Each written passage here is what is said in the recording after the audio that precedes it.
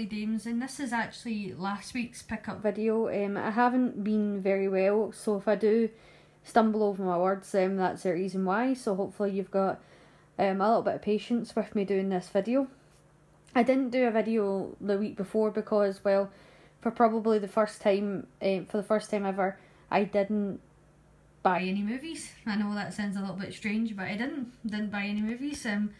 The main reason why is because I've got so many films to watch that I've been really just trying to watch all the ones that I've got and make my way through them. We're also trying our best to kind of do more reviews of films, and we've also been working with Geek Legion of Doom, Leo and our friend Alfie, and doing some more interviews as well with directors and actors, and over the next coming months hopefully you'll be seeing some of them. I will put the link to Leo's channel and Alfie's channel above, where you hopefully, as I said, in the next coming months will get to see some of those interviews, and hopefully you'll enjoy them.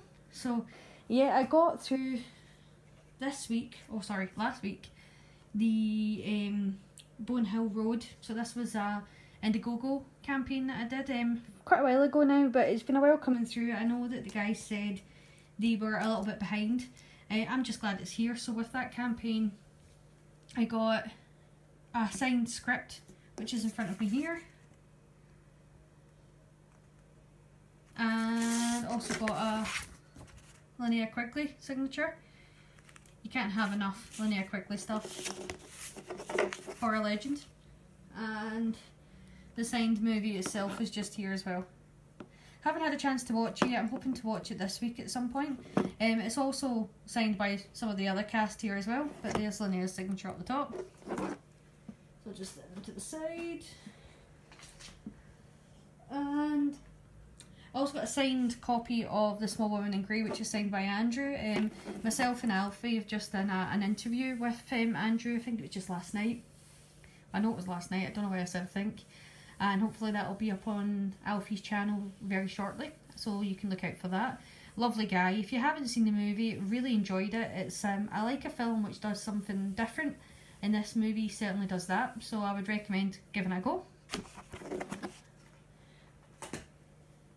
From Arrow Video, got a couple of ones which I've been waiting on coming through. Rawhead Rex. Love this movie. 80s, I'm sure it's 80s. Suddenly doubted myself there.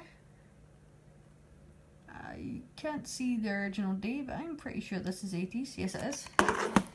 Based on a Clive Barker story. I've got the big box VHS up the stairs, and I've been waiting for a long time for an actual decent edition of this movie to come out, and finally we have it. I wondered why it took so long for my copy to come through, and I actually forgot that with Arrow, they now, if you order the movie with another movie, they won't send it until the whole order's complete. And the reason why my Rawhead Rex hadn't come through was because I ordered it at the same time as this amazing edition of Last House on the Left, which is just fantastic. So it's in here. I absolutely love this, and I'm pretty sure there's been about 1 million people that have showed you everything that's with this, but it's got a soundtrack, the DVD, the Blu-ray, it's got a little booklet which you can see here, and the poster. But yeah, it's an amazing edition. It's the edition we should have been waiting for. I've actually got a fantastic DVD edition of this as well from Anchor Bay, which I'm going to hang on to because I love it so much. And it's weird to say that you love a movie about such a horrible subject matter, but I'd always wanted to see this movie, and it had taken so long for me to see it. And it's not the beginning of the movie because it is horrible. It's when the parents finally get their revenge that you love in this movie, and it's just nice to see it finally getting what it deserves from Arrow, the treatment that this film finally deserves. Alfie also sent me through this film, which I've actually not had a chance to watch it, Comfort and Joy. I think he had a couple of editions of it, and he said that I would enjoy it, so it's a comedy. So I'm looking forward to giving it a watch. My friend Martin sent me this and just said it's terrible, but it's good terrible. He said like the effects and thing, you know, he likes dinosaurs, and he said he actually sent us through a little package with a few different things in it. The rest of the package is actually sitting over in the corner, otherwise I'd show you it. But I like Martin. He always sends me little like goodie bags full of things. So thank you, Martin. Looking forward to watching A Good Terrible, as you said. Got a copy of Shock and Dark. I always love when Severin release movies. There's a couple of other ones that Severin's just released that I would like to pick up. The name of it's just gone right out my head. Is it Zombie Flesh Eaters 4? Is it Zombie 4? I think it's Zombie 4, but I think the edition that they've done's got the CD in it as well. So I've been like hinting like mad at Claire to get me it for my birthday. And the other thing I've been hinting to Claire for is, and this is another interview that we've just done for Leo's channel. We did an interview with the director of this movie. I will say his name, but it's French, so I'm going to say it wrong, and I do apologise. But Guy Roger Duvert. I know I've said that wrong because I've got a Scottish accent and we just can't say French. But what a lovely guy, and this movie is fantastic. The only way I can really describe it is because it's 2047 virtual reality. It's also known as 2047 virtual revolution. It's basically like Blade Runner meets The Crow meets Sin City. That's kind of how I felt that it was. It's basically about like the year 2047, and like 75% of the population are now living in virtual reality, and there's terrorists who are sort of killing people whilst they're in virtual reality because they believe that people don't want to be living in that virtual reality world. And there's this private detective who's sort of hired by one of the corporations to track down these terrorists and solve the crime. And I'm not going to tell you anything more than that because you kind of have to watch it. It's like a futuristic film noir, the way that it's filmed. It's very bleak, Blade Runner type style.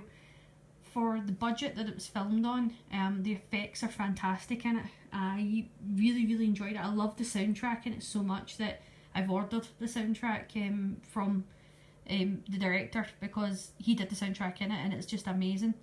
As I said, we've done an interview with the director through the Geek Legion of Doom the Geek Legion of Doom YouTube channel, which I've put the link above, and again that should hopefully be on his channel very, very shortly, and you should see how passionate the director is about this movie. I would recommend that you go and give it a watch. I just really enjoyed it. I couldn't stop watching it when I had it on. As I said, for the budget that the movie had, I was mesmerised by it, and that's why I bought it. So yeah, as I said, you'll probably find that we're not doing as many pickup videos, mainly because we are going to be doing hopefully a lot more watching of the movies that we already own, and hopefully doing a lot more reviews. I haven't been that well, so thank you for patience with me doing this video. I'm just trying to get through it, try to talk.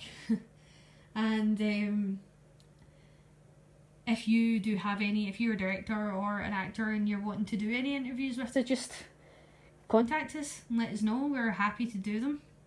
I'll put our Facebook link above, our Twitter, Instagram up above as well, and you can contact us. We're happy to do that. And yeah, as always, thank you for watching. Let us know what you think of the interviews that we've done once they're up, and as always, take care.